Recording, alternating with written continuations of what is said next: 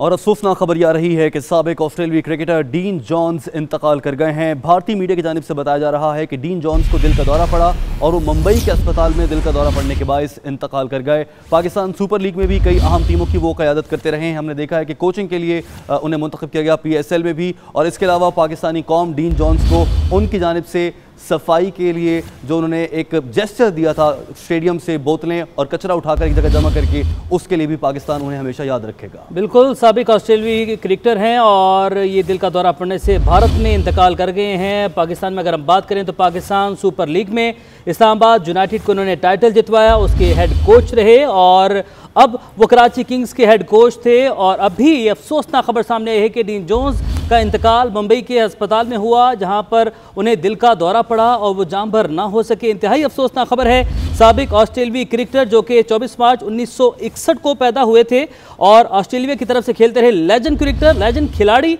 और Pakistan super league में भी वो मुख्तलिफ टीम्स के हेड कोच रहे और पाकिस्तान क्रिकेट का नाम जो है वो भी उन्होंने काफ़ी रोशन किया। पाकिस्तान के बहुत मोतरिफ थे और पाकिस्तानी जो टैलेंट था उसकी भी दुनिया भर में वो तारीफ़ करते थे। वो बताते थे कि पाकिस्तान बड़ी ज़रखेज़ ज़मीन है, पाकिस्तान महफूज मुल्क है।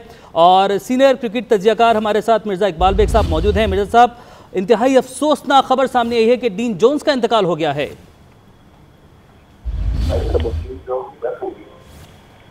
मिर्ज़ा साहब हमारे साथ मौजूद हैं? जी जी सर, इंतहाई अफसोसनाक खबर सामने आई है और साबिक ऑस्ट्रेलियाई क्रिकेटर और कराची किंग्स के हेड कोच डीन जॉन्स का मुंबई में इंतकाल हो गया है। जी हाँ उमैर, ये बड़ी शॉकिंग न्यूज़ है। डीन जॉन्स 59 साल के थे और वो IPL के सिलसिले में इन दिनों मुंबई में मौजूद थे और वो वहाँ मुत्तहदा अरब अमारात में नहीं थे लेकिन मुंबई में मौजूद थे। वो वहाँ और उनको हार्ट अटैक हुआ है। उनकी उम्र 59 बरस थी और वो अपनी शख्सियत की वजह से जो है वो बड़े आउटस्पोकन ब्लंट थे। आपको याद होगा एक दफ़ा उन्होंने जब श्रीलंका में कमेंट्री कर रहे थे साउथ अफ्रीका श्रीलंका के मैच में हाशिम आमला को टेररिस्ट कह दिया था, जिसके बाद डीन जॉन्स को पैकअप करके वापस ऑस्ट्रेलिया भिजवा दिया गया था।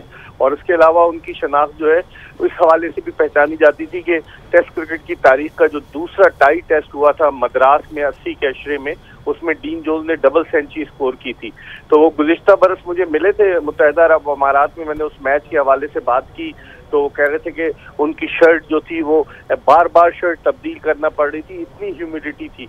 लेकिन डीन जॉन्स क्रिकेट को बहुत समझते थे और ख़ासतौर पर पाकिस्तान के हवाले से उनके बड़े पॉजिटिव ख्यालात थे। पाकिस्तान का वो दौरा भी कर चुके थे एज अ बैट्समैन और यकीनन उनकी इस वफात से, उनके इस इंतकाल से एक अच्छे कमेंटेटर से लोग न सिर्फ महरूम हो गए बल्कि एक अच्छे एनालिस्ट से भी महरूम हो गए जो क्रिकेट का बड़ा हम ये भी कह सकते हैं कि एक अच्छे इंसान से भी महरूम हो गए हैं, क्योंकि कोई भी इंसान कैसा है उसकी आदत से पता चलता है। और इस दौरान हमने PSL में देखा था कि किस तरह से जब शायकीन उठकर चले गए तो वहाँ पर वो जो सारा कचरा फेंक कर गए थे वो खुद से उठाकर उनको डस्टबिन में डाल रहे थे। और इसके साथ साथ हमने दीगर जगहों पर भी उनको देखा है, इस तरह के इन्वायरमेंट के लिए वो बड़ा जो है काम करते थे। कोशिश उनकी यही होती थी कि इन्वायरमेंट के लिए ज़्यादा से ज़्यादा लोगों को अवेयर किया जा सके।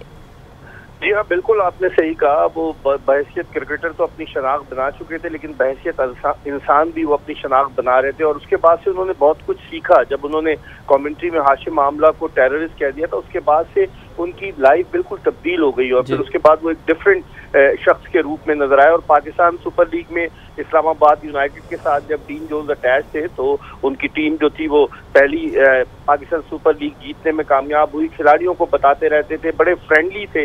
मैं समझता हूँ कि क्रिकेट की दुनिया का एक रिटायर्ड क्रिकेटर का इस तरह से चले जाना एक बड़ा नुकसान है। अच्छा मिर्ज़ा साहब, अगर हम बात करें प्लेयर्स के डेवलपमेंट के हवाले से भी, उसमें भी बड़ा अहम किरदार रहा डीन जॉन्स का। इस्लामाबाद की जो टीम बड़े नौजवान खिलाड़ियों पर मुश्तमिल थी, शादाब खान हैं, हुसैन तलत हैं, फ़हीम अशरफ हैं, उन सबको बड़े अच्छे अंदाज में लेकर चले। अब कराची किंग्स के जब हेड कोच रहे वहाँ पर भी ज़्यादातर इनका इन्हिसार नौजवान खिलाड़ियों के ऊपर होता था कि नौजवान जो खिलाड़ी हैं वो जो है वो आगे जाके टीम की मदद करेंगे, पाकिस्तानी टीम की मदद करेंगे। तो हम ये भी कह सकते हैं कि वो पाकिस्तान के एक एम्बेसडर के तौर पर सामने आए थे। बिल्कुल आपने उमैर सही कहा।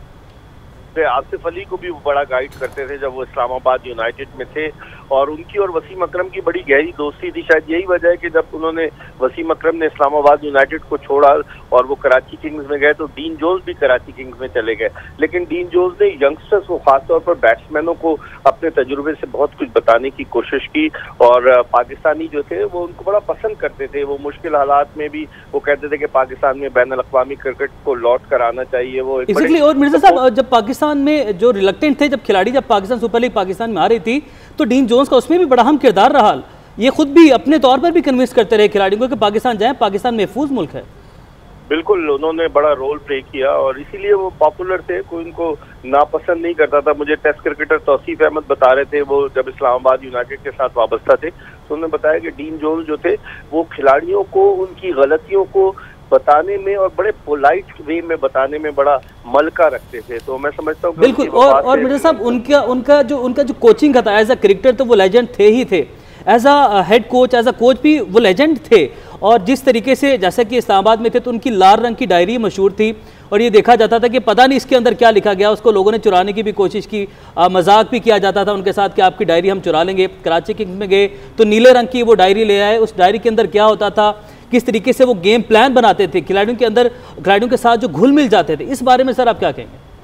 देखिए उमैर, वो गेम प्लान जो बात तो कोचेज जो होते हैं वो लैपटॉप सामने रखकर गेम प्लान बनाते थे, लेकिन डीन जोन्स लिखते रहते थे। उनके पास डायरी थी और उनकी खास बात ये थी कि आपने जिस तरह देखा होगा कि फुटबॉल के कोचेज जो है वो कोट पैंट पहनकर, सूट पहनकर जो है वो अपनी टीमों के साथ होते थे। डीन जोन्स भी यही करते थे। कभी आपने उनको ट्रैक सूट में नहीं देखा होगा कोचिंग करते हुए। जब भी वो बैठते थे तो वो सूट में वेल ड्रेस्ड डीन जोन्स कहलाते थे। तो यकीनन उनकी बहुत सारी ऐसी बातें हैं कि जिन पर अगर मैं आपसे गुफ्तगू करना शुरू करूं तो आपका वक्त खत्म हो जाएगा। बिल्कुल ऐसे ही। बहुत शुक्रिया। मिर्जा इकबाल बेग साहब हमारे साथ मौजूद थे। अफसोसनाक खबर, साबिक ऑस्ट्रेलियाई क्रिकेटर डीन जोन्स इंतकाल कर गए हैं। मुंबई में उमैर वो मौजूद थे और स्टार स्पोर्ट्स बल्कि आयशा, वज़ीर-ए-आज़म ने भी इनको मुलाकात के लिए बुलाया था जब पाकिस्तान सुपर लीग हो रही थी। तो वज़ीर-ए-आज़म ने जो चंद लोगों से मुलाकात की थी उनमें डीन जोन्स भी शामिल थे।